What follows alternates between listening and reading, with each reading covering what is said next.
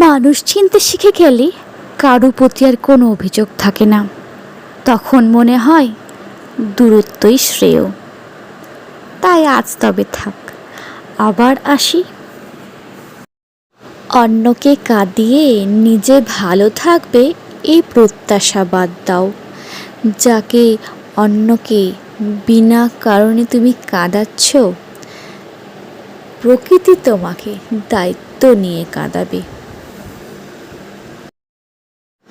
পরিস্থিতি সব সময় পরিবর্তনশীল। আজ তুমি হয়তোবা শক্তিশালী, কিন্তু সময়ের থেকে বেশি শক্তিশালী আর কেউ নয়। সময় তো পরিবর্তন হবেই।